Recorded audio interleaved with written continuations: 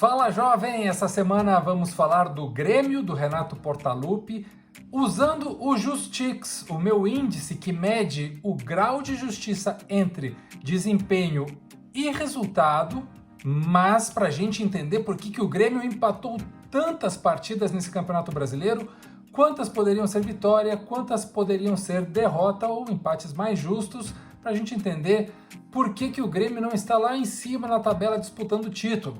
Mas antes eu quero que você dê o joinha aí, aquele like bacana, aperta no sininho. Eu sou o Gustavo Fogaça, comentarista esportivo, analista de desempenho com especialidade em dados. E você é muito bem-vindo aqui no Esquemão, o meu canal onde eu faço o que eu quero. Ha!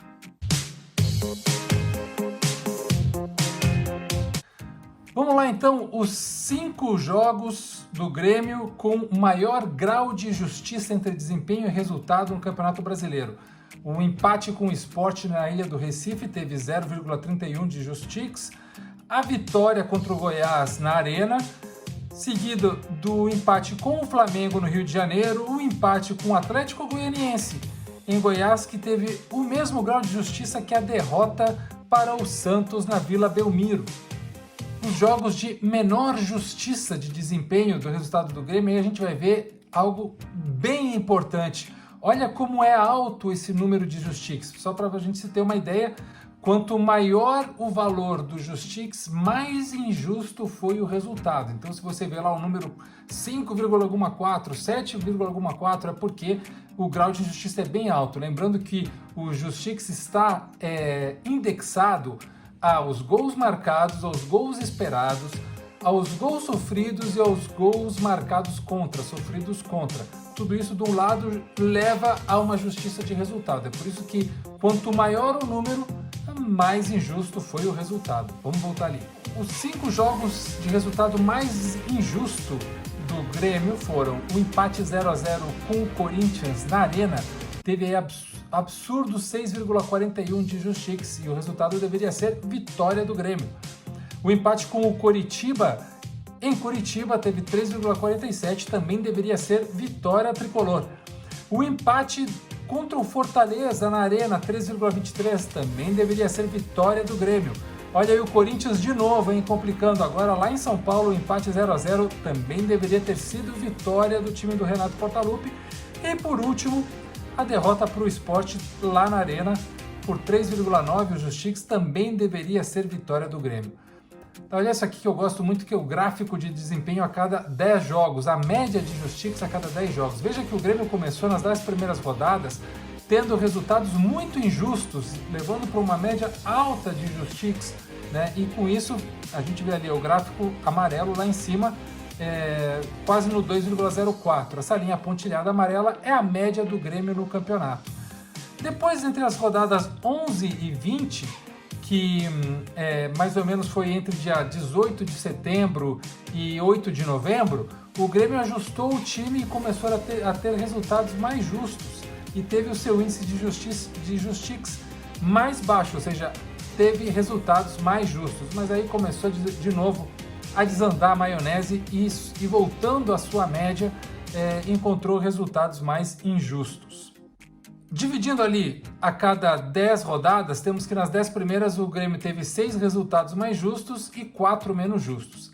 Daí entre a rodada 11 e 20, que eu falei que foi onde o Grêmio teve a melhor média de Justix, 7 resultados justos e 3 injustos. E aí depois, mais para frente, segue ali como na tabela, totalizando 21 resultados justos e 16 injustos.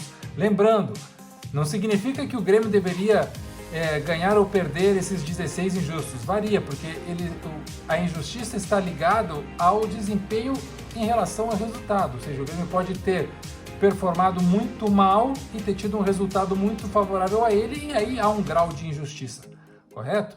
Então, não necessariamente significa que o Grêmio deveria ter ganho esses pontos nesses resultados injustos, porque pode ter sido injusto o resultado e o Grêmio ter desempenhado mal o seu trabalho em campo.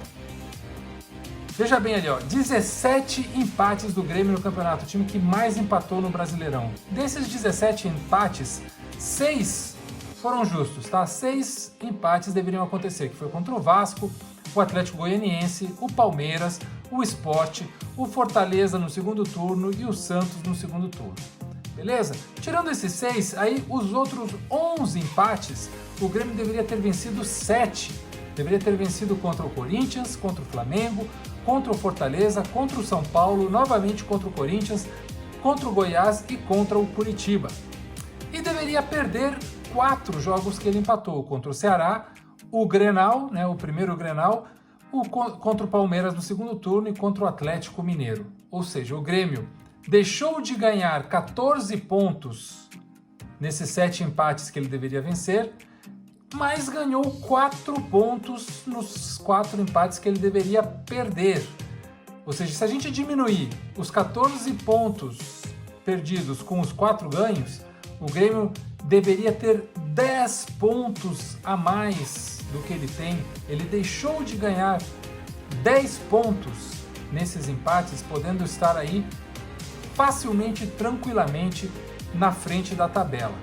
Imagina, o Grêmio hoje poderia estar aí com 69 pontos, disputando o título com o Grêmio Internacional. É claro que tiraria alguns pontos desses times, quem sabe quem estaria disputando com o Grêmio.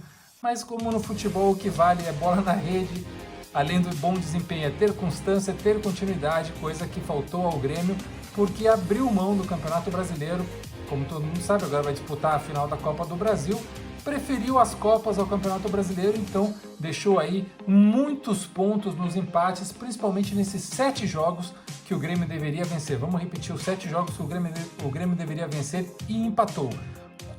Os 2 jogos contra o Corinthians, Flamengo, Fortaleza, São Paulo, Goiás e Curitiba.